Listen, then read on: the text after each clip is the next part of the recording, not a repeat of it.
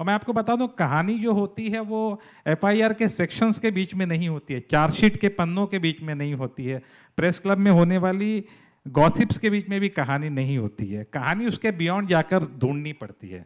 जैसे आप कह रहे थे कि किताब में कितने सारे पन्ने हैं, मैं आपको बता दूं तकरीबन 16,000 पेजेस को मैंने पढ़ा है, जिसके अंदर एफआईआर थी, मल्टीपल रिमांड एप्लीकेशन थी, मल्टीपल चार्जशीट थी, गवाहों के बयान थे, पुलिस वालों के बयान थे, फोरेंसिक की रिपोर्ट्स थी, मीडिया रिपोर्ट्स थी, बहुत सारे इंटरव्यूज़ वगैरह थे।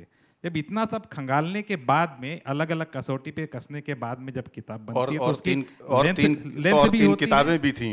हाँ? और 3 किताबें भी हाँ, थी। किताबें भी थी। जैसे राकेश मारिया जो पूर्व पुलिस कमिश्नर है, उनकी किताब का इसमें रेफरेंस था।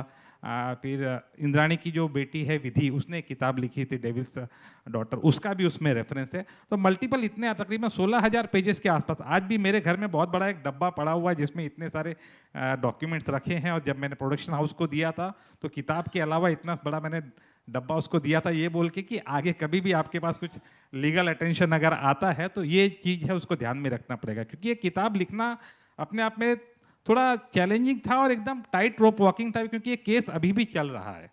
और चूंकि केस चल रहा है तो किताब इस तरह से लिखी गई, और किताब या लेखक कुछ भी इस तरह का दावा नहीं करते हैं, या किताब प्रयास भी नहीं करती है कि ऑनगोइंग जो केस है, मौजूदा केस है, उसको किसी भी तरह से प्रभावित किया जाए।